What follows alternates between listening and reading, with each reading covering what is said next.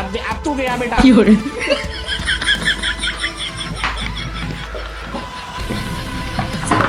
পালিয়ে যাবি কোথায়? তোকে বাড়ি আসতেই হবে, আর তুই বাড়িতে এলে এটা দিয়ে কেটে টুকরো টুকরো করে তার শ্রাদ্ধ মানুষকে খাইয়ে দেবো।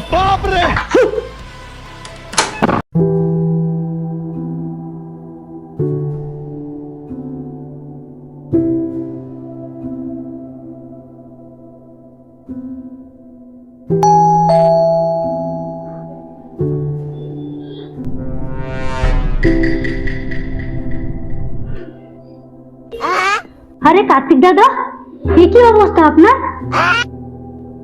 আর কি বলবো বৌদি, আমার কপাল খারাপ। মানে মাসিমা মারা গেছে নাকি?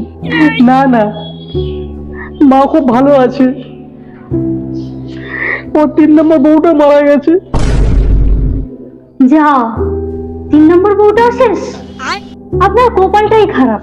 কি আর করব, সবই ভগবানের ইচ্ছা। এ নিন ধরুন, এতে দিনক্ষণ সব দেওয়া আছে, দাদাকে নিয়ে আপনি চলে যাবেন। তাহলে আমি এখন আসি। তাহলে একটু বসবেন না দাদা? না গো বৌদি, এখন বসলে হবে না, আমাকে আরো অনেক জায়গায় যেতে হবে। ঠিক আছে দাদা, কি আর বলবো, কি কপাল মাইরি, 3খানা বউ একটাও টিকলো না। একটা মানুষের 3খানা বউ মরে গেল, এত দুঃখ রাখে কোথায় বাবা? এমন কপাল যেন ভগবান কারণ না দেয়। আবার কে এলো?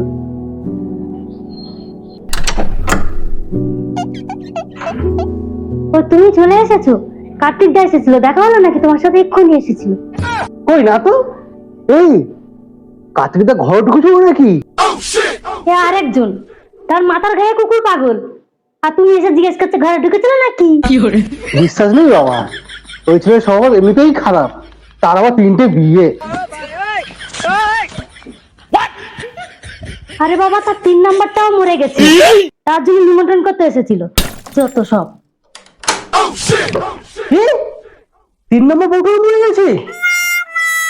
তাহলে আর বলছি কি, এই দেখো শ্রাদ্ধের নিমন্ত্রণ কার্ড। না, ওই শ্রাদ্ধ পরে আমি যাবো না। কেন যাবে না? কেন? কোন মুখে যাব? ও তো ভাগ্যবান। ভাগ্যবান মানে? আরে তুমি শোনোনি, ভাগ্যবানের বউ মরে, আর কার্তিক দা 3টে বউয়ের শ্রাদ্ধ খাওয়াচ্ছে, আর আমি একটা খাওয়াতে পারলাম না। কি? আমি বললে তোমার ভালো হয় তাই না? হ্যাঁ। আরে না না, বুঝেছি, তলে তলে তুই আমার মৃত্যু কামনা করিস তাই না?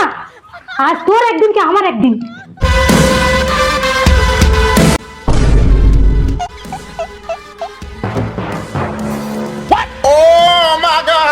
अब तू गया बेटा।